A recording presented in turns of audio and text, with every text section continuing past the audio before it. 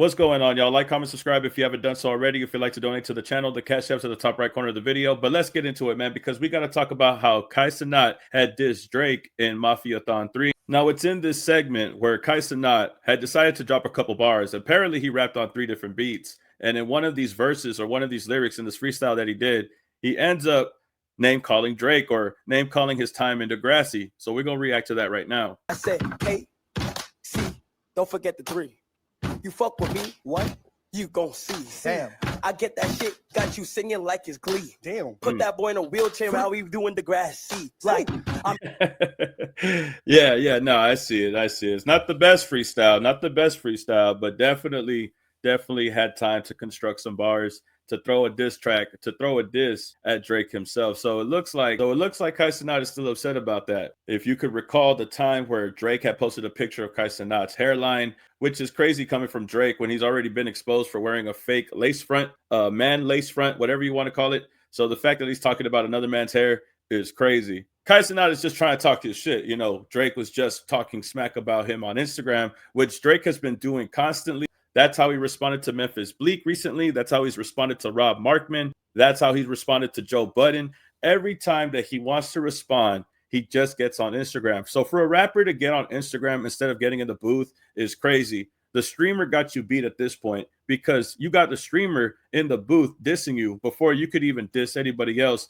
that's been getting at your neck for the past year after you lost the battle. But either way it goes, you can see that Cenat is holding some type of resentment towards Drake. You diss me, now I diss you. This time I'm going to do it on the radar freestyle with everybody there, with the people there, with the crowd watching, with everybody interacting. Can't forget that AZ Chike was also there. Can't forget that he also did a freestyle following these Mafiathon segments, following these on the radar freestyles that are taking place on Kai's live stream. He wasn't the only one that had a couple bars. Recently, also, Ray Vaughn had joined in. Ray Vaughn is also somebody from TDE, an affiliate of Kendrick Lamar's, somebody that's tapped in with that side. And he also tapped into Mafiathon to do this freestyle. Now, reminder, this is on the radar. So, of course, all of these MCs are going to come to on the radar freestyle. I'm not sure how it's picked. I'm not sure if they're planning on picking people, if it's on the radar, just picking people, or if it's Cenat. But he's already had AZ Chike.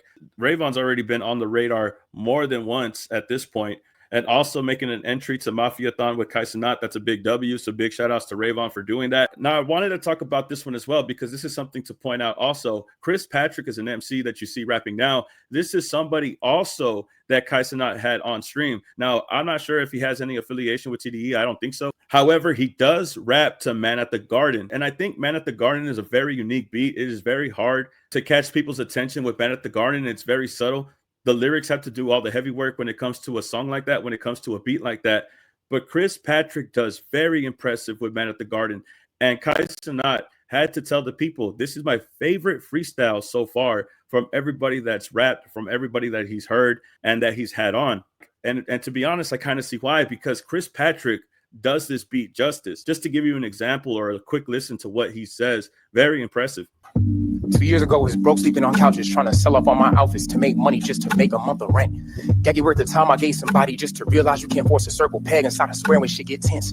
Beefing with dementia because it took my granny from me. She forgot her baby boy before we laid it down to rest. Oh, that's tough, man. That's tough. And I'm telling you, bro, the fact that he is rapping on Man at the Garden with this much intensity, with this much emotion, it really does hit. It really does do it justice, because Man at the Garden, I feel like you kind of have to expose yourself a little. And I feel like he does that really well. Voicemail every day for 15 months because that fear of granny leaving is some shit I can't accept. Got a job to keep the dreams afloat because the truth is growth is never linear for someone reaching for success.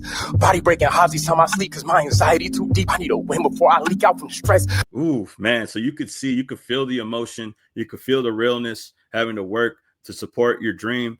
All that shit that he's saying, bro, it really does hit hard. It really does the beat justice, bro. I can't overstress that enough. He is really MCing right now.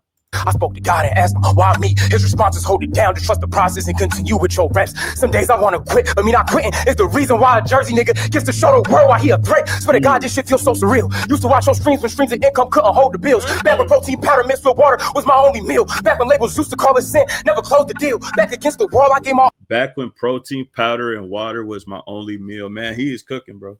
He is cooking, bro. I could feel the pain. I could feel the pain, bro. Woo.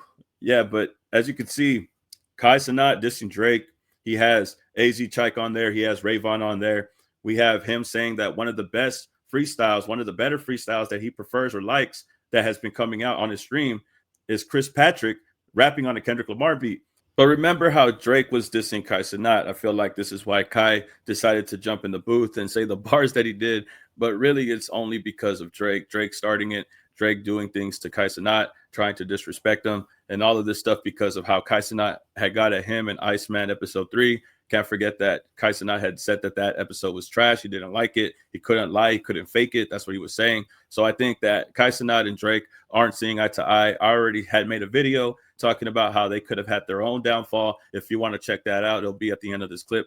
But what do y'all think? Y'all tell me. I think that Drake always wants to respond to people on Instagram. I feel like when he got at Rob Markman, it was on Instagram. When he got at Joe Budden and made that really big paragraph, it was on Instagram. He recently responded to Memphis Bleak in an Instagram caption or an Instagram video because of what Memphis Bleak had said on Shannon Sharp. First of all, Memphis Bleak didn't even do anything wrong. That was something that was really out of pocket because Shannon Sharp just asked him a question about Drake and the lawsuit. He said that he wasn't rocking with it. He didn't like it, but he was being fair in his assessment. He wasn't being disrespectful to Drake. He even said a lot of positive things about Drake. So for Drake to be that messed up and to say something about unsolicited advice from somebody that you loved back in 2005 was completely unnecessary, especially because Memphis Bleak didn't even want to bring up Drake in the first place. It was something that he was asked, and he wasn't even being mean about it at all.